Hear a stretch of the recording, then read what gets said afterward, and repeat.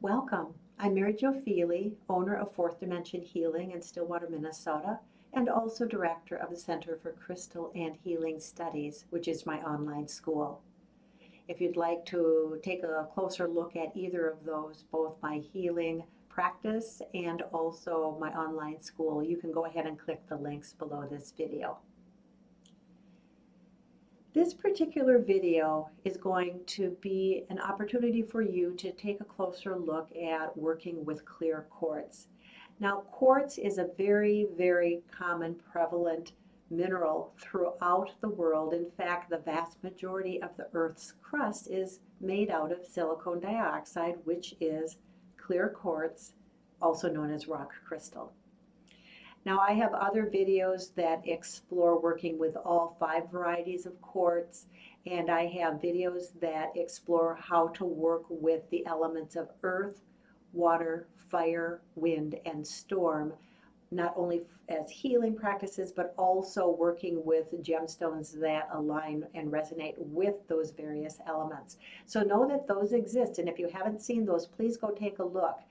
This particular video is going to be about clear quartz, and clear quartz resonates with the storm element, which means it is a stone of transformation, of activation, of amplification, and of change. And so it's got a very strong and important role in working with healing and crystal grid use. Clear quartz comes in a wide variety of shapes and formations. In fact, there are probably close to 70 various types of formations that quartz is able to be found in. Clear quartz is a hexagonally structured mineral. In fact, the silicon dioxide molecules actually stack in such a way that internally at a microscopic level they create a hexagon form. And because hexagon implies 6, I almost always work with 6 quartz at the same time, whether it is for healing use or for working with quartz crystal grids. So anyway, keep that in mind.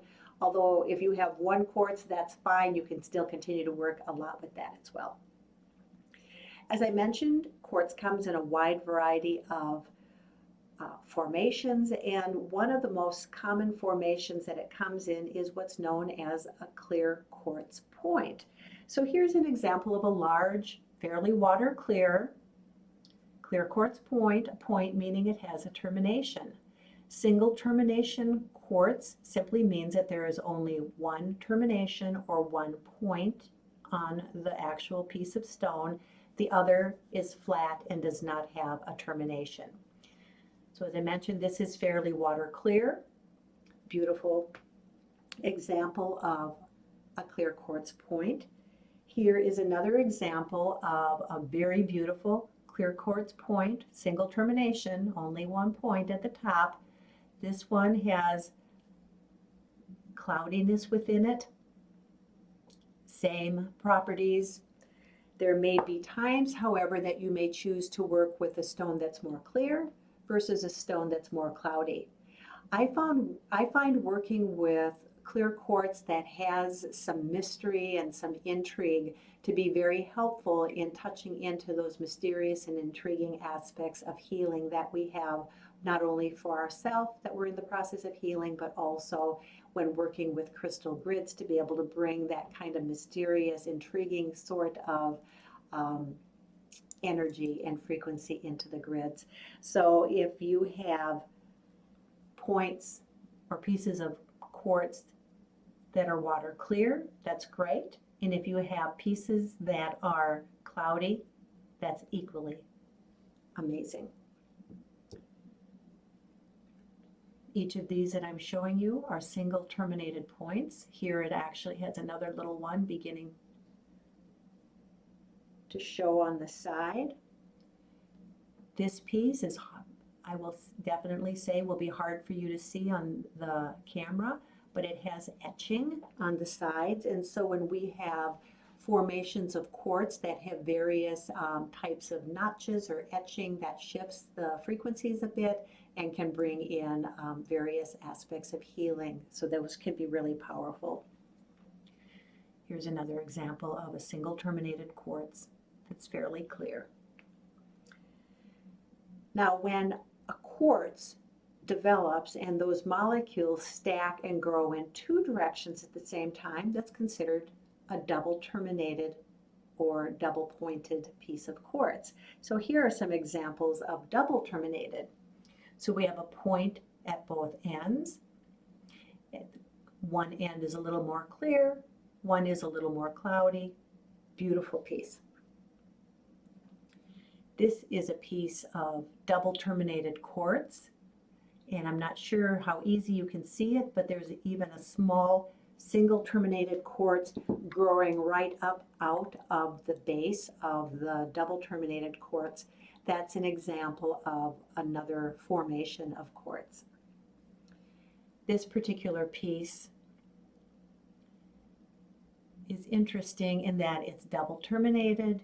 It has two double terminated quartzes stacked on top of each other, and it really has this, it even has a third little double terminated or single terminated growing out of that side. So anytime there are these variations and these extra points growing out, or even sometimes embedded completely within a piece of quartz, it's going to shift and amplify some of those vibrational properties a bit. This is an example of a double terminated quartz with one point here, and the other, rather than having one point, it has multiple smaller terminations. So in this example, we have one end being very directional and the other end having multiple terminations sending out a lot of energy in the other direction. Sometimes clear quartz, these are double terminated, but they also show up in single terminations, are very tiny. I really like working with these tiny ones for several reasons. Here are some twins, one right on top of the other. When working with grids or working on or around the body, working with a number of small quartz can amplify the energy.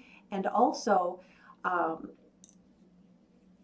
if we want 6 or 12 or 18 of these, that's going to be a little bit more pricey than if we work with multiples of these smaller ones. So it can be very economical to be able to begin to build our crystal toolkit, especially when we're working with quartz, to be able to build upon a number of the smaller types of quartz to be able to bring in a wide variety of energies. Double terminated quartz points also can be often found in what is known as Tibetan quartz. Now, Tibetan quartz is a specific, unique type of silicon dioxide that is found in the region of Tibet and does carry a deeper frequency of wisdom because of the energies that surround that part of the world. Tibetan quartz is almost always going to be double terminated, and it almost always has what's known as inclusions or occlusions of various minerals, often very dark. In fact, some of the Tibetan quartz that I carry in my shop is almost a very dark gray or black.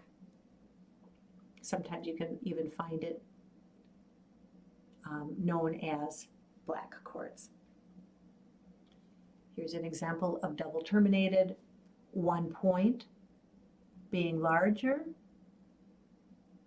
and the other point being quite a bit smaller, but it still has that directional energy that's going in both directions at the same time. Now, when working with crystal grids, if we want the energy to go in both directions at the same time, we can use a double terminated quartz point, or we can take two single terminated points and put them together like this or like this so that the energies are moving back and forth in the same direction. So there's a lot of versatility with the clear quartz points as well. Of course, whenever there are stones being collected, there are always going to be pieces that kind of roll to the wayside, and those are gathered up tumbled and become what is known as a tumbled quartz. Here we've got both a cloudier and a clearer version, very helpful for healing. This is known as a window or fenster quartz, sometimes known as an celestial quartz. It's, I'll admit, going to be very hard for you to see the details internally, but this particular type of quartz grows in such a way that it has these inner structures that almost look like little compartments or little window spaces, which again opens to this really vast array of possibility and mystery and opportunity that we can use for our own healing within the context of working with the crystal grid, and then bring that intentional energy of mystery into it as well. One of the things that we can do when we're working with clear quartz is to program the clear quartz. And now programming can have kind of a negative influence or negative connotation. So if you think about the word intention rather than programming, it might help you understand the concept a little bit more.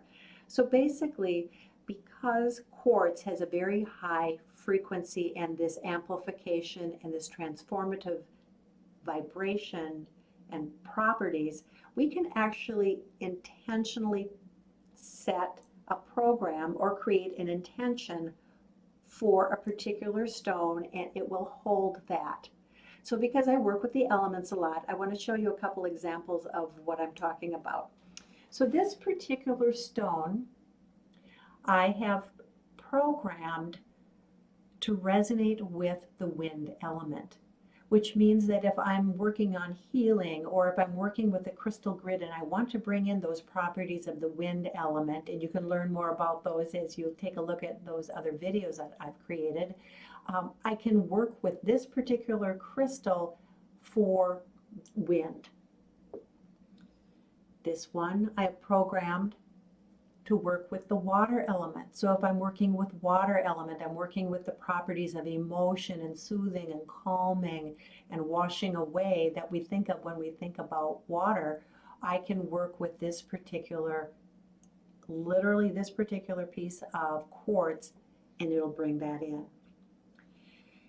Each of the stones in this grouping I've already programmed for a particular reason, and I may want to come back from time to time to reinforce that intention, reinforce that programming. But as long as that is the program that I have placed within any of those particular pieces of quartz, it will hold that. So this one, and I actually mark them so that I can see more clearly. This has been programmed for fire. So I'm only going to use this particular piece of quartz when I'm working with fire, for personal healing, for working with clients, for working with the grid. It brings in those healing properties of fire. If I want to work with it for a different stone, then I will clear the stone and I will reprogram it in another way.